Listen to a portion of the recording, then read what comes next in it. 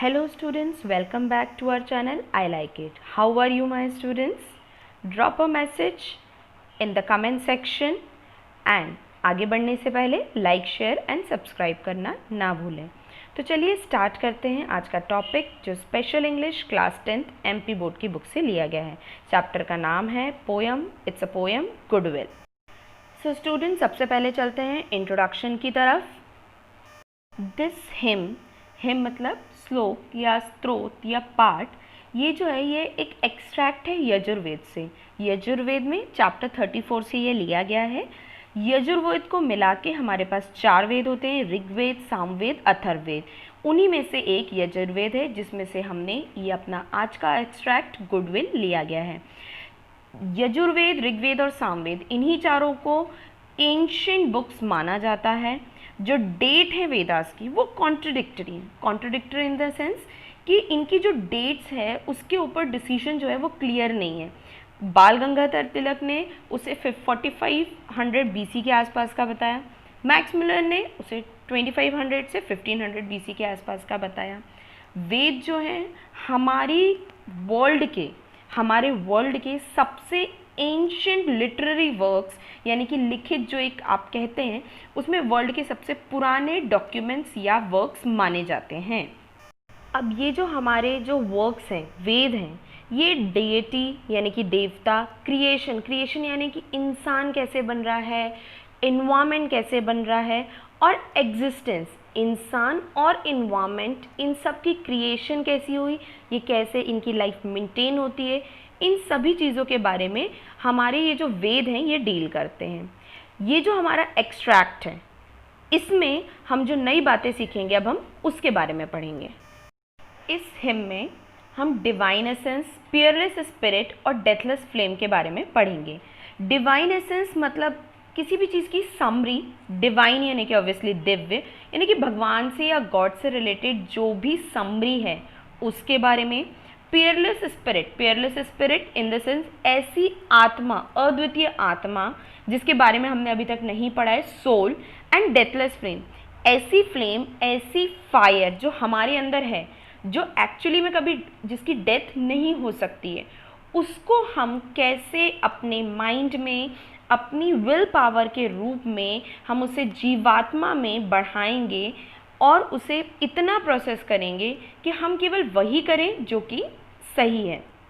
हमारे अंदर एक डिवाइन नेचर है, एक गॉड से रिलेटेड या एक ऐसा पॉजिटिव नेचर है जो कि इंसान की सोल है, जो कि भगवान से रिलेटेड है, यानी कि भगवान की स्पिरिट और हमारी स्पिरिट एक है। जो वाइज मैन होते हैं, जो कि चीज़ों को परफेक्टली फॉलो करते हैं, वो अपने उस डिवाइन नेचर को कंट्रोल कर पाते हैं। जैसा कि एक फ्लीट फुटेड हॉर्सेस, यानी कि एक बहुत ही तेज़ दौड़ने वाला जो घोड़ा होता है, वो कैसे हम उसे कंट्रोल कर पाते हैं एक छोटी सी रोप से। तो जब हम एक तेज़ दौड़ने वाले घोड़े को भी एक छोटी सी रस्सी से उसे कंट्रोल कर पाते हैं, उसी तरह हम अपने अंदर की सोल को, अपनी पॉजिटिविटी को कंट्रोल करके, अपनी जीवात्मा को कंट्रोल करके हम अच्छे से अच्छे काम कर सकते हैं। और वो अच्छे से काम करने की वजह से हम अपने आप को एक बेहतर पर्सन बना सकते हैं। यहाँ पे आप लोग के लिए कुछ मीनिंग्स जो कि मे बी आपको प्रॉब्लम फेस हो, तो जो हार्ड वर्ड्स थे उनके मीनिंग मैंने यहाँ पे डाल दिए हैं, आप उनको प्लीज़ देख लीजिएगा। In case you need it then write it down and if you want you can learn them also. अब हम स्टार्ट करते हैं पोयम।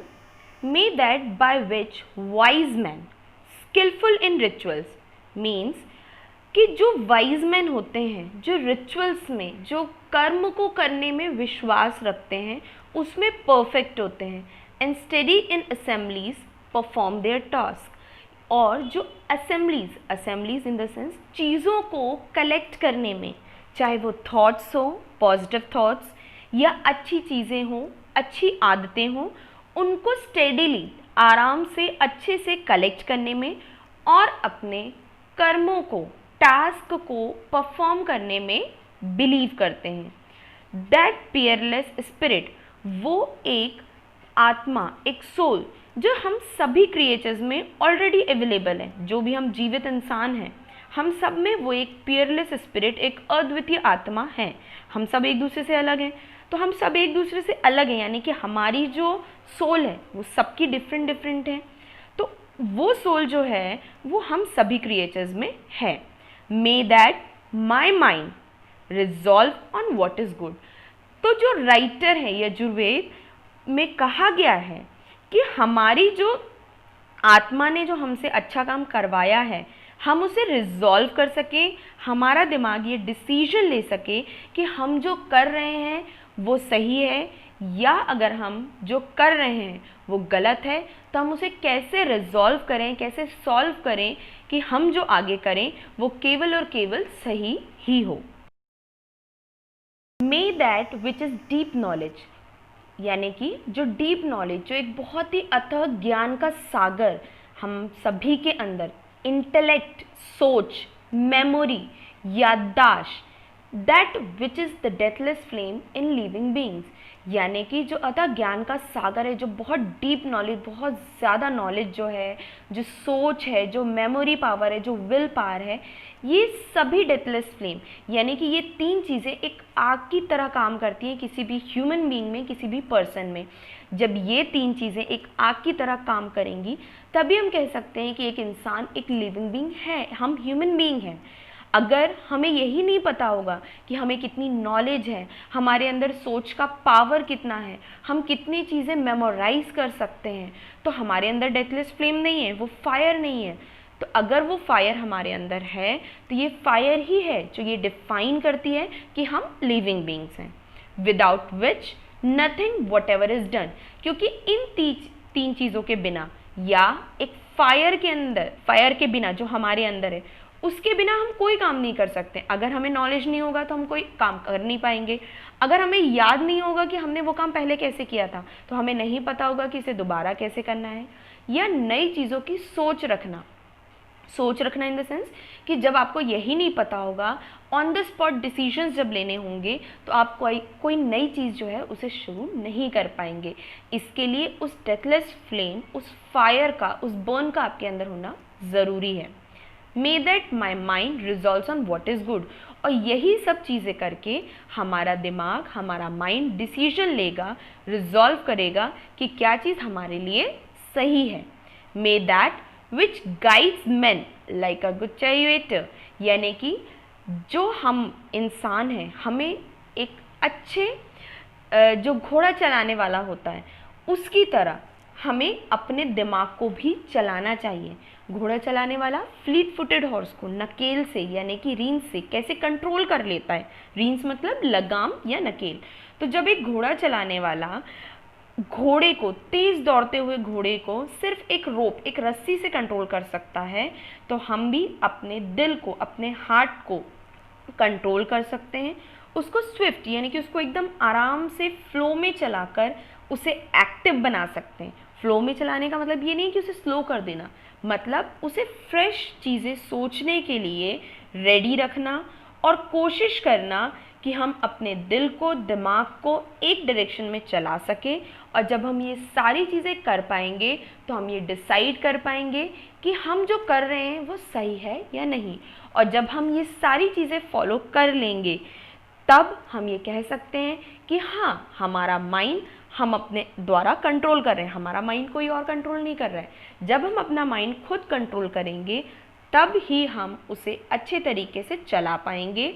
और जब हम अपने माइंड को अच्छे तरीके से चला पाएंगे, दैट मीन्स कि हम अपनी बॉडी को कंट्रोल कर पा रहे हैं, हम अपने थॉट्स को कंट्रोल कर पा रहे हैं। और जब हम ये सारी चीज़ें कर पा रहे हैं, इट मीन्स कि हम एक अच्छे इंसान, एक वाइज मैन बन गए हैं। स्टूडेंट्स, नेक्स्ट पेज पे, पेज नंबर 2 पे ग्लॉसरी दी गई है। Glossary in the sense word meaning. First column and third column पे आपको अभी फोकस करना है, सेकंड कॉलम पे आप अभी फोकस मत करिए। ये प्रोनाउंसिएशन में फोनेटिक ट्रांसक्रिप्शन है जो आपके बेस पे अभी आपके लिए ज़रूरी नहीं है। आप इन सारे वर्ड मीनिंग्स को देख लीजिएगा। इन केस तब भी कोई प्रॉब्लम आती है, कमेंट सेक्शन में मुझे मैसेज करके आप मुझे बताएं। सेकेंड पेज में एक्सरसाइज दी है। फर्स्ट इसमें पार्ट है vocabulary. All the 3 stanzas of the hymn begin with the word may why. ये जो पोयम है इसमें तीनों स्टैंजाज 4 लाइंस के स्टैंजाज हैं। ये मे से ही क्यों स्टार्ट हुए हैं इसका आंसर लिखना है आपको पोयम में यूज़ की गई सारी वर्ब्स लिखनी है। देन नेक्स्ट क्वेश्चन जो है, से the following words and use them in different context.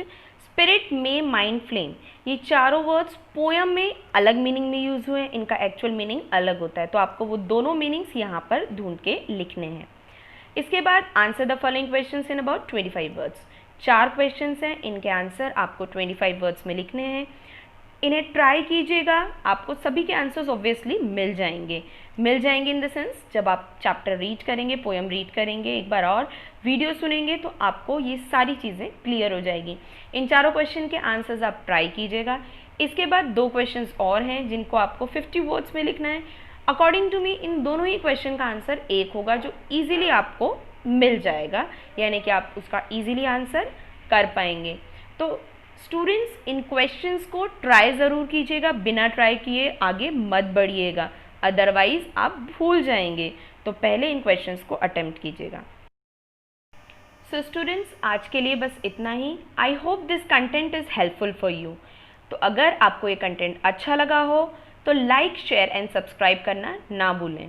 Thanks for watching.